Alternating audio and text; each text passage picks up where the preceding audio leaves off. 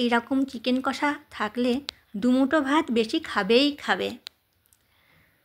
তো বন্ধুরা, কেমন আছো সবাই? শিবরাজ ফ্যামিলি ব্লগে সকলকে স্বাগত জানাই। আজকে আমি চিকেন কষা করব, আর কিভাবে করছি সেটাই তোমাদের সাথে শেয়ার করছি।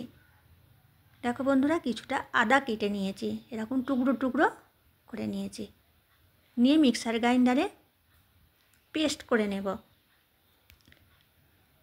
তোমরা আমার সাথে থেকো, পাশে থেকো, আর একটি লাইক দিয়ে দেখতে শুরু করো বন্ধুরা।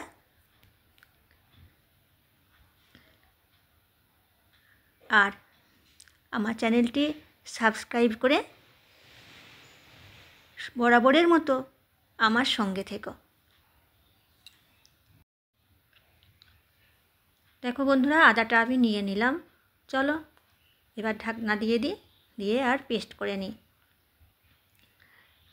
এই যে আদাটা পেস্ট করা হয়ে গেছে, এবার কিছুটা কাঁচা মরিচ পেস্ট করে নেব। দেখো বন্ধুরা, পেস্ট করা হয়ে গেছে। এই দেখো, অনেকটাই বেশি হয়ে গেছে, এতটা ঝাল আমরা খেতে পারি না। আর যতটা লাগবে পরিমাণ মতো দিয়ে বাকিটা রেখে দেব। আদাটাও তাই একটু বেশিই বাটা হয়েছে, রেখে দেব, অন্য দিন হয়ে যাবে। চলো এবার পেঁয়াজ রসুন কেটে নিই। তা বন্ধুরা দেখো, কেটে নিয়েছি পেঁয়াজ রসুন, আর এটা কি বলো তো, বিনস, আর আছে আদা পেস্ট আর কাঁচা লঙ্কা পেস্ট, অর্থাৎ কাঁচা মরিচ, যে যেটা বলো। তা আমি যেভাবে রান্না করি, আজকে যে প্রসেসে করছি, সেটাই মনে হয় তোমাদের সাথে গল্প করতে করতে করি। তাই দেখো, কড়াইয়ে তেল গরম হয়ে গেছে, আর প্রথম দিয়ে দিলাম রসুনের কুচিগুলো, একটু নেড়ে নিলাম। এবার দিয়ে দেব পেঁয়াজ কুচিগুলো। দেখো বন্ধুরা, পেঁয়াজ কুচিও দিয়ে দিলাম। খুব বেশি আমি তেল মশলা দিয়ে করব না, কিন্তু আজকে যেটা করব, সবসময় বলো একরকম রান্না ভালো লাগে না, তাই একটু রকম ফের ঘুরিয়ে নিই, ভালো লাগে। তা দেখো, পেঁয়াজ রসুন দুটোই এখন আমার ভাজা চলছে।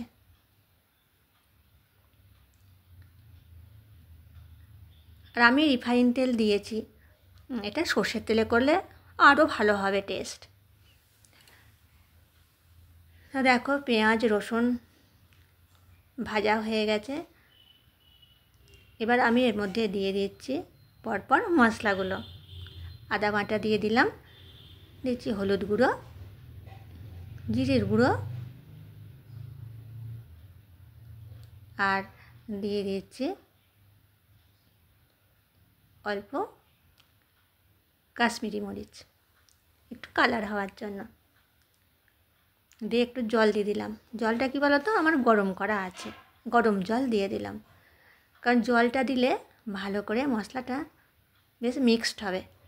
তাই একসাথে ভালো করে এবার মিক্সড করে নিচ্ছে, কষিয়ে নেব। তোমরা সবাই করো, তাও আমি আমার মতো করছি। আর সব বন্ধুদের রান্নাও দেখছি, ভীষণ ভালো লাগছে।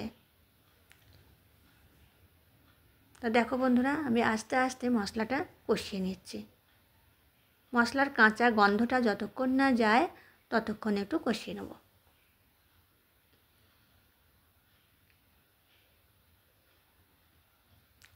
তা দেখো, এবার কিন্তু তেলটাও ছেড়ে এসেছে, এই দেখো।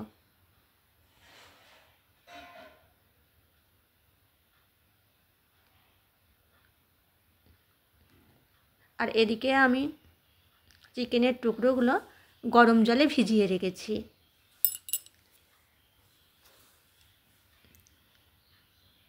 এবারে আমি চিকেনের টুকরোগুলো দিয়ে দেব। টেস্ট কিন্তু খুব ভালো হয়েছিল জানো তো বন্ধুরা।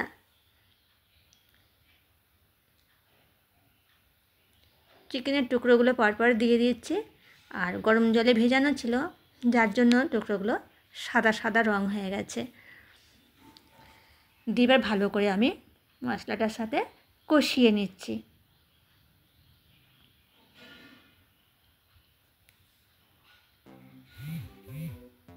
খুব ভালো টেস্ট হয়েছিল। দিয়ে দিচ্ছি 2টো এলাচ। এলাচটা একটু থেঁতো করে নিয়েছি, নিয়ে দিলাম।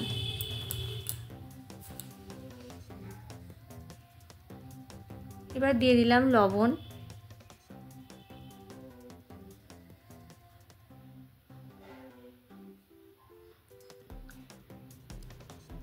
দিয়ে দিচ্ছি কাঁচা মরিচের পেস্ট।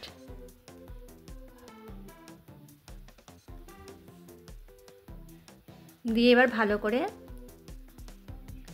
কষিয়ে নেব।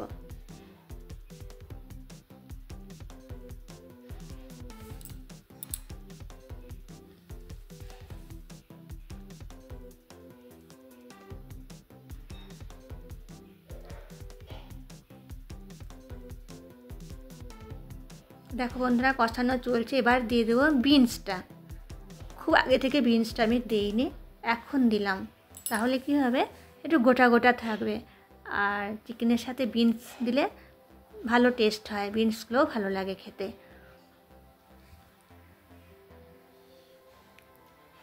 তা হয়ে গেছে কষানো। এবার আমার গরম জল করা আছে, আর আমি গরম জল দিয়ে দিচ্ছি। তো দেখো বন্ধুরা, গরম জল দিয়ে দিয়েছি। আর চিকেনটা দেখো সিদ্ধও হয়ে গেছে। আর আমি একটু গরম মশলা গুঁড়ো দিয়ে দিলাম। তো দেখো, আমি এটা ঝোল করছি না, তাই অল্প জল দিয়েছিলাম। আর বেশ কষা কষা হয়ে গেছে, খুব সুন্দর। দেখো, দেখতেও বেশ সুন্দর হয়েছে, আর সিদ্ধও হয়ে গেছে। এবার আমি একটা পাত্র নিয়ে নামিয়ে নেব। একটা পাত্রে ঢেলে নিয়েছি। তোমরা এইভাবে একবার করে দেখতে পারো। এটা ভাতের সাথে, রুটির সাথে, পরোটার সাথে, লুচির সাথে, সব কিছুর সঙ্গে খুব ভালো লাগবে। আর কেমন লাগলো তোমরা অবশ্যই আমাকে কমেন্ট করে জানিও। আর ভালো লাগলে আমার চ্যানেলটি সাবস্ক্রাইব করে বরাবরের মতো আমার সঙ্গে থেকো। আর তোমাদেরকে অনেক অনেক ভালোবাসা জানাচ্ছি। তোমরাও ভালো থেকো, সুস্থ থেকো, সাবধানে থেকো। আবার দেখা হবে আগামী দিনে নতুন কোনো ব্লগে। দেখো কত সুন্দর লাগছে, কালার এবং টেস্ট দুটোই সুন্দর হয়েছিল।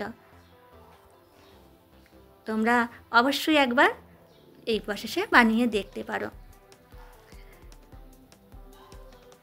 আজ তাহলে আসি বন্ধুরা, টাটা, বাই বাই।